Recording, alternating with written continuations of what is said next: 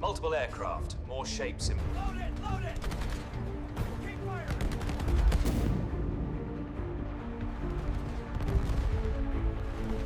Hold steady!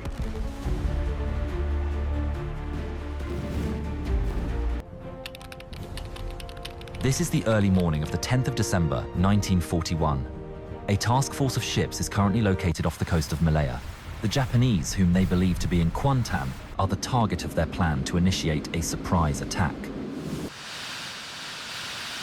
John Jack Leach, the captain of the HMS Prince of Wales, serves as the task force's commander. Sir Torpedoes is indicating that he is in distress. Bloodthirsty individuals, we are currently experiencing radio Very well. silence. Keep monitoring and report back immediately. This must be satisfactory. Tennant is Admiral signaling Phillips distress. urgently communicates with Leach. Sir Torpedoes is currently experiencing an attack by Japanese bombers. It is the most detrimental circumstance conceivable. They must acknowledge with horror that the Japanese have located them and that the entirety of Task Force Z is within reach. The turbines of Japanese aircraft are causing the air to vibrate. They emerge from the clouds and align themselves with their intended target. Initially, they target the battlecruiser HMS Repulse, which is approaching its retirement. The explosives have been relocated. On the starboard side, a tall column of water erupts, followed by several more on the port side as they shoot down toward the ship. All men to action stations, Captain Tennant of Repulse issues the order. Screaming from the sky is a 250 kilograms explosive. An enormous detonation occurs when the bomb impacts the Repulse in the midst of ships. The remainder of the bridge is hurled to the ground, including the captain. The armored deck beneath the port seaplane hangar has been devastated by the explosion that has penetrated it. The hangar is a scene of carnage as the fallen lie scattered throughout. Repulse emerges from the conflict with a plume of smoke emanating from her upper deck where she was impacted. Report of damage, devoid of critical harm. However, her velocity remains unaffected and she continues to produce only the slightest smoke curl. Leach turns to the Prince of Wales and issues an order. Stations of action accelerate the aircraft. Additional forms emerge from the mists. The number of Japanese bombers is 67. In an effort to mitigate the efficacy of the British anti-aircraft gunfire, 2 squadrons separate and approach the capital ships in a pincer formation. They commence their descent from a distance of 8 miles. As Philip announces the order, his demeanor becomes more hardened. The pace of all ships is increased to 25 knots. Freedom to maneuver is granted to all commanders. An officer is hunched over his radio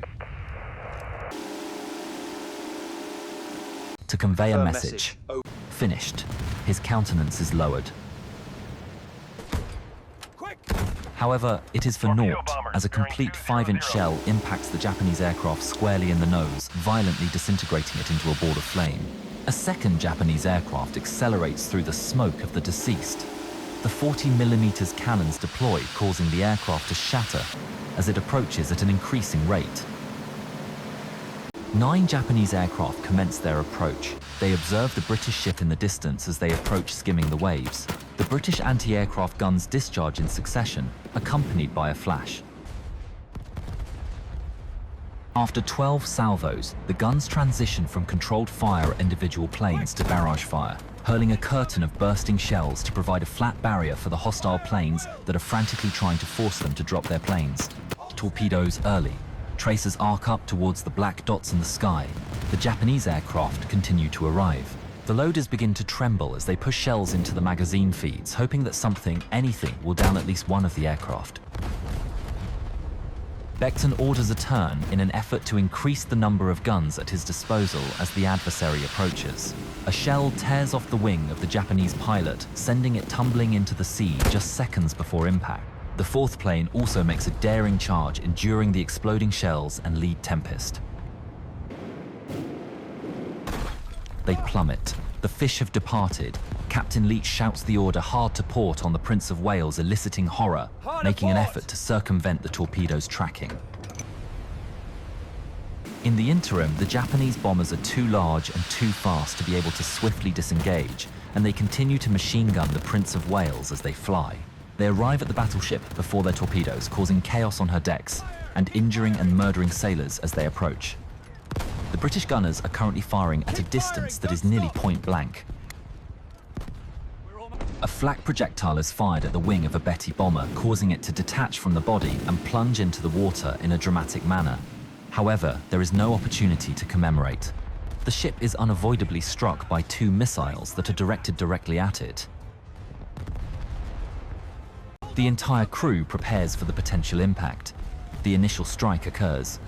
On the port side of the Prince of Wales, a water pillar emerges and penetrates the outer hull. However, the inundation is fortunately restricted. A few moments later, the second torpedo impacts the Prince of Wales under her stern, creating a hole that is approximately 4 meters in height and 6 meters in width. It is a devastating setback.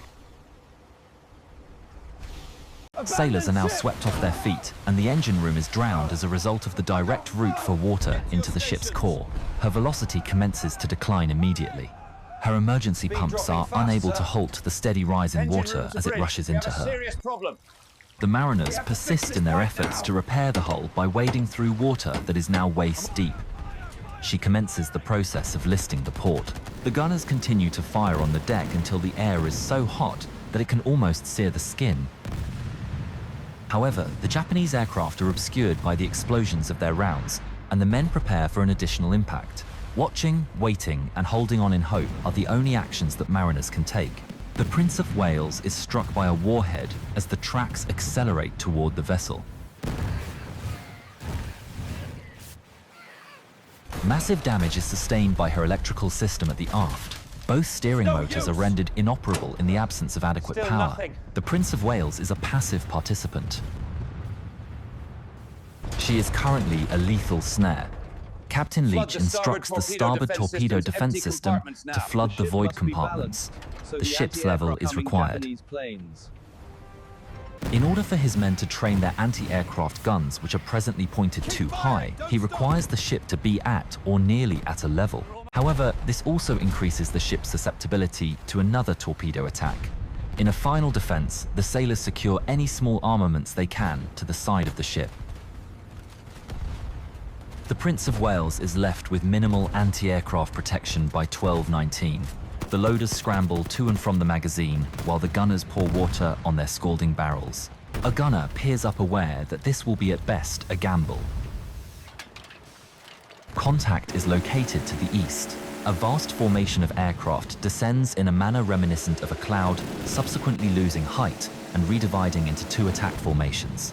On a raised starboard side, 6 Betty bombers approach the Prince of Wales at a low altitude, flying under the anti-aircraft fire that she could deliver on that side. The seamen commence firing with any weapon they could raise from below, but it proves unsuccessful.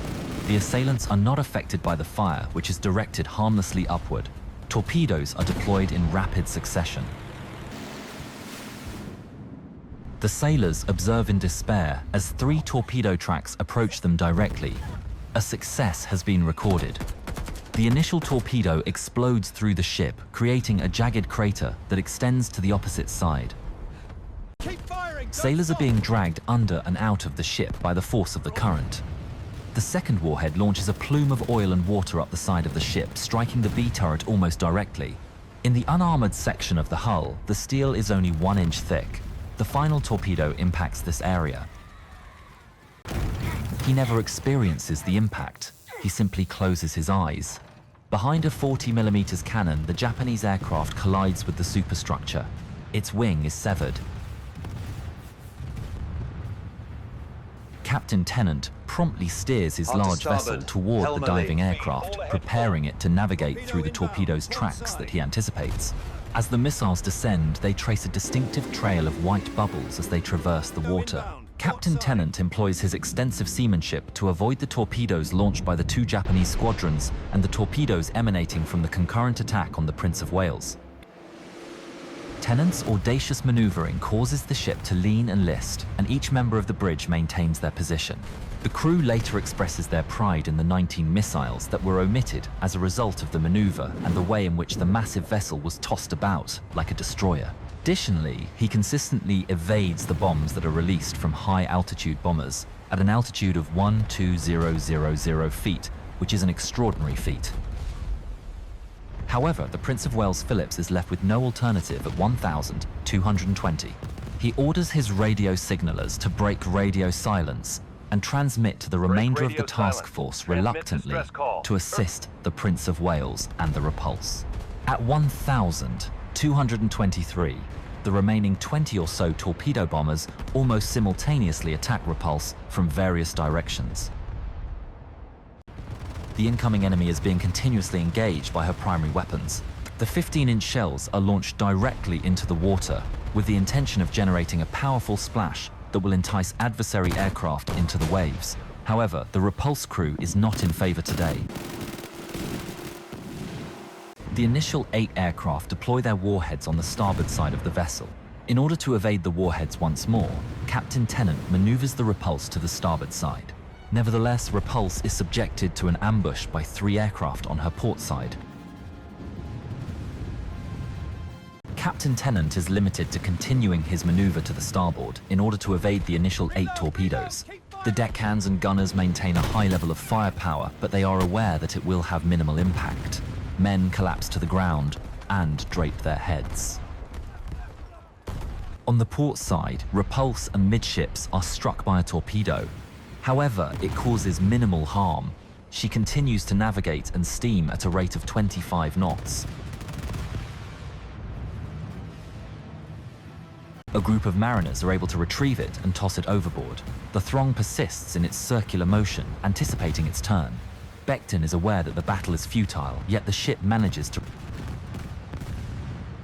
The remaining 3 Betty bombers enter directly at her port side, while 6 aircraft endeavor to navigate their way around to her starboard side. It is an attack that is executed with precision. Repulse's engines are still operational. However, her rudder is obstructed, resulting in her vessel traveling in a circular motion. The gunners are uncertain about their next course of action. Inform the superstructure that we are unable to obtain a clear view of the aircraft. It is imperative that we alter our course. If you found this video to be enjoyable, we would be extremely grateful for your subscription. Additionally, you are welcome to join us on Discord. I am grateful. However, Laffy has not yet emerged from the forests. In a state of panic, a number of Japanese individuals make a dash for the destroyer with the intention of sinking the vessel.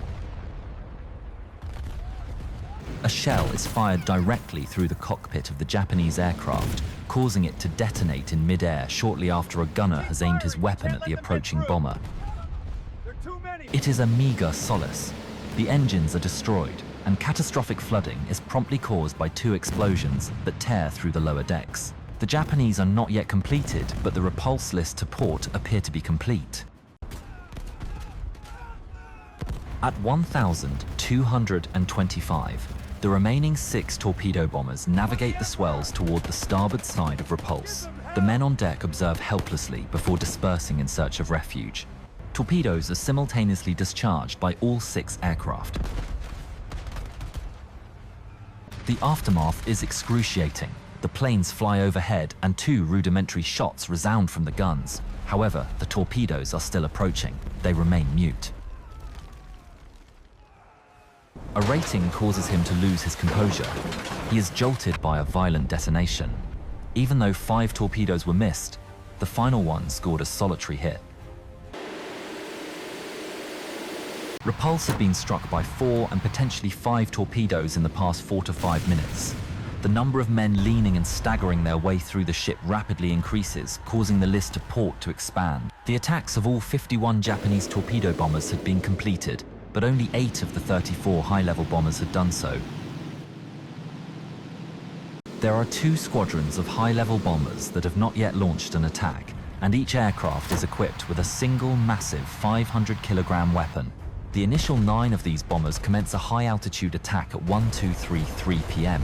However, their explosives are released prematurely, resulting in a significant distance from their intended target. Repulse, with multiple large holes in a hull, is currently submerging rapidly. Their assistance has been rendered by the other vessels of Task Force Z. Captain Tennant directs all personnel to the main deck. Lifeboats are detached. Ship abandonment. A single individual had not departed his place of employment until he was directed to do so. However, a number of men are now ascending through the hatches from below or descending staircases from stations located at the top of the superstructure. The crew begins to leap over the side into a pool of oil that is spreading. Men begin to ascend the sloping deck and glide down the massive raised starboard side of the battlecruiser as the ship continues to rise. In a matter of minutes, hundreds of males are able to escape. Nevertheless, the men are unable to hear the order to abandon the ship due to the malfunction of numerous loudspeakers located below decks. The large torpedo bulge and its jagged torpedo hull emerge from the water as she continues to roll over to the port side, and the aft rises to reveal the propellers that are still in motion. The stern then disappears beneath the waves, leaving the bow suspended in the air before it too disappears beneath the waves. Captain Tennant emerges from the water by means of a nearby raft 11 minutes after the initial torpedo impacted. An additional assault has occurred. The Japanese have yet to complete their task. Adding to its inevitable defeat, the Prince of Wales is struck by a 500-kilogram explosive. The Prince of Wales's demise is imminent by 1250 p.m. It is estimated that she has absorbed approximately 18,000 tons of water. Captain Leach directs all disabled individuals to evacuate the vessel. He exits the bridge and descends to the quarterdeck where a substantial number of his crew members had assembled. There is a brief pause. The vessel is undoubtedly sinking. They are unlikely to be able to navigate to a favorable port. Before two men release the rail and salute, there is a moment of silence. Leach is followed by a petty officer and several other ratings who salute and fall in behind him. Captain Leach produces a smile and issues an order to the assembled people. Those who desire to depart the Express may do so with the exception of gunners, marines, and officers. May God protect the King. He then ascends the superstructure to rejoin Admiral Phillips. Hundreds of males began crossing the border to express themselves on makeshift lines and gangplanks. However, the distance between the Prince of Wales and the Express begins to broaden as she rolls further over onto her port side and her starboard side rises. Men persist in swinging across the sea on ropes and the cable that still connects the two ships, despite the fact that the gangplanks have fallen into the sea. The cable ultimately breaks due to the immense strain. The inventory of ports begins to deteriorate. It was evident that the ship was now incapable of receiving assistance from tenders, destroyers, or aircraft. Leach reluctantly issues the order after he realizes that his vessel is not proceeding. Ship abandonment. The starboard bilge keel of the battleship ascends. The Express skipper astutely assesses the final instant before being compelled to withdraw. The battleship's undulating keel caused her hull to vibrate and grind, nearly causing her to overturn. The contact results in a 20-foot breach in the hull of the destroyer. However, numerous individuals have been rescued. Almost to the conclusion, Admiral Sir Tom Phillips remains on the bridge. Hold on tight! He and Captain Leach were silently contemplating their defeat. The two men were last observed alive at 1324 when they were on the side of the horizontal ship, just prior to her capsize and subsequent rollover. The ship rolls completely, a thunderous wall of water consuming them as the Headquarters in Singapore received a straightforward signal from the destroyer Electra. The HMS Prince of Wales was lost. In 2023, the Malaysian Coast Guard took control of a Chinese vessel on suspicion of looting the wreckage. This incident was tragic. This is the Malaysian Coast Guard. We are boarding your vessel. Chuan Hong 68, a Chinese dredger, was apprehended. On board, projectiles were discovered that were believed to have originated from the HMS Prince of Wales and the HMS Repulse. We have located some artifacts.